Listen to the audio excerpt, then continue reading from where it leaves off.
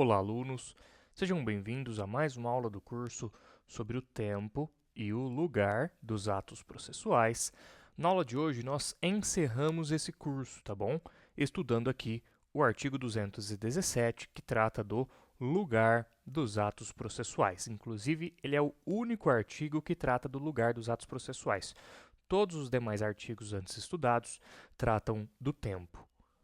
Como de costume, nós, de forma direta, aqui no curso, lemos o dispositivo legal que estabelece que os atos processuais realizar-se-ão ordinariamente na sede do juízo, ou, excepcionalmente, em outro lugar, em razão de deferência, de interesse da justiça, da natureza do ato ou de obstáculo arguido pelo interessado e acolhido pelo juiz. Então, os atos processuais realizar-se-ão ordinariamente na sede do juízo ou excepcionalmente em outro lugar, em razão de deferência, de interesse da justiça, da natureza do ato ou de obstáculo arguido pelo interessado e acolhido pelo juiz. Então, nós começamos aqui nesse primeiro slide tratando, em primeiro lugar, do ordinário, ou seja, o comum. O que é o comum, o natural? O natural é que, normalmente,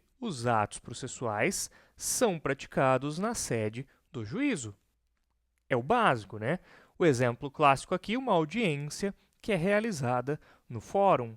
Ora, é o básico aqui. O ordinário, o comum, é que os atos são realizados na sede do juízo. Mas esse artigo ele continua e nos ensina sobre situações excepcionais.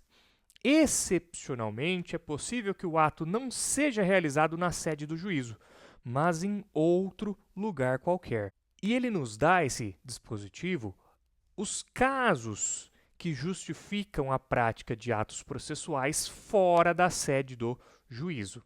O primeiro caso é o caso de deferência, olha só. Deferência. O que é deferência? Deferência, pessoal, é respeito.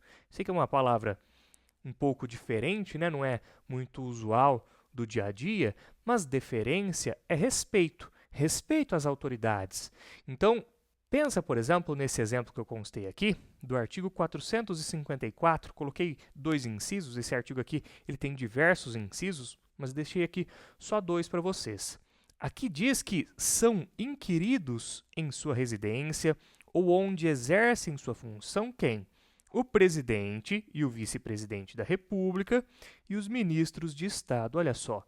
Então, quer dizer que, em razão de respeito, de deferência, é possível que o ato de inquirição de presidente da República, de vice-presidente da República, de ministros de Estado e de diversas outras autoridades ali previstas no artigo 454 do Código de Processo Civil, esse ato de inquirição seja feito não na sede do juízo, mas sim na própria residência dessas pessoas ou onde essas pessoas exerçam sua função. Ok? Então, a primeira exceção é essa aqui. Avançamos aqui agora para a segunda exceção. O segundo caso que justifica a prática de atos processuais fora da sede do juízo. A segunda exceção aqui é o quê? É o interesse da justiça. Veja só, então, se houver interesse da justiça na realização de um ato fora da sede do juízo, esse ato pode ser realizado fora da sede do juízo. Perfeito. Então, vamos imaginar o caso aqui de uma inspeção judicial. Pode acontecer de o juiz querer fazer uma inspeção judicial e o caso concreto, né, por interesse da justiça, ele justificar que o juiz saia ali do fórum, saia das dependências do fórum e vá até o local onde se encontra aquela pessoa ou coisa que será inspecionada. Justamente o artigo 483 do Código de Processo Civil, que diz que o juiz irá ao local onde se encontra a pessoa ou a coisa quando, inciso primeiro, julgar necessário, para a melhor verificação ou interpretação dos fatos que deva observar. Inciso segundo, a coisa não puder ser apresentada em juízo sem consideráveis despesas ou graves dificuldades. Inciso terceiro, determinar a reconstituição dos fatos. Então, nesses casos aqui, do artigo 483 do Código de Processo Civil, o juiz sai da sede do juízo para inspecionar coisas ou pessoas. Outro exemplo que eu constei aqui para vocês. O exemplo do litígio coletivo pela posse de imóvel. Quando há um litígio coletivo pela posse de imóvel, o artigo 565, parágrafo 3º do Código de Processo Civil, permite que o juiz faça o quê? O juiz poderá comparecer à área objeto do litígio quando sua presença se fizer necessária à efetivação da tutela jurisdicional.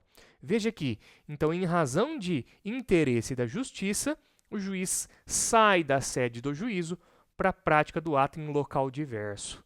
São aqui 2 exemplos de interesse da justiça. E avançamos aqui para os últimos 2 exemplos. O penúltimo é em razão da natureza do ato. Existem atos que, por sua própria natureza, eles têm que ser praticados fora da sede do juízo. É o caso, por exemplo, de uma citação por meio de mandado em que o oficial de justiça vai até a casa da pessoa. Ora, é natural. A natureza do ato já justifica que ele seja praticado fora da sede do juízo. E, por fim, o último caso aqui é o caso de um obstáculo arguido pelo interessado e acolhido pelo juiz. Então, se alguém arguir um obstáculo, mostrar para o juiz o seguinte: olha, juiz, nós temos um obstáculo que impede que o ato seja praticado na sede do juízo. Eu preciso que esse ato aqui seja praticado em outro local. E o juiz acolhe essa alegação, aí o ato será praticado fora da sede do juízo. Exemplos para vocês. Primeiro, o artigo 449 do Código de Processo Civil, em seu parágrafo único. Esse parágrafo único estabelece que, quando a parte ou a testemunha, por enfermidade ou por outro motivo relevante, estiver impossibilitada de comparecer, mas não de prestar depoimento, o juiz designará, conforme as circunstâncias, dia, hora e lugar para inquiri-la. Olha só. Então, por exemplo, em razão de uma enfermidade, se essa pessoa não pode ir até a sede do juízo, o juiz pode sair ali do fórum, ir até a pessoa e inquirir a pessoa no local em que ela estiver. Por último, o último exemplo aqui, também desse caso aqui de obstáculo arguido pelo interessado e acolhido pelo juiz, é o artigo 751, parágrafo 1º do Código de Processo Civil, que trata da entrevista que o juiz faz com o interditando. Esse dispositivo estabelece que, não podendo o interditando deslocar-se, o juiz o ouvirá no local onde estiver. Olha só. Então, se por um acaso uma pessoa está ali num processo, está como ré em um processo de curatela, essa pessoa aí, que é o interditando, ela está doente, ela não consegue se locomover até o fórum para ser entrevistada pelo juiz, para que o juiz questione essa pessoa sobre as circunstâncias da vida dela, dos negócios dela.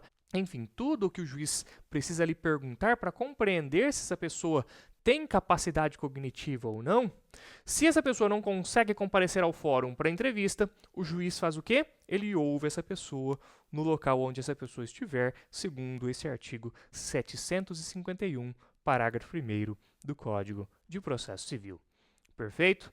Pessoal, não esqueçam de uma coisa, tá? Revisem o conteúdo sempre. A revisão é essencial para o seu aprendizado. Espero que vocês tenham gostado dessa aula, espero que vocês tenham gostado do curso que se encerra hoje.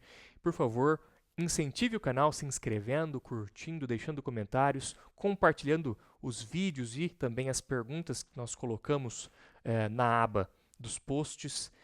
E, se Deus quiser, nos vemos no próximo curso.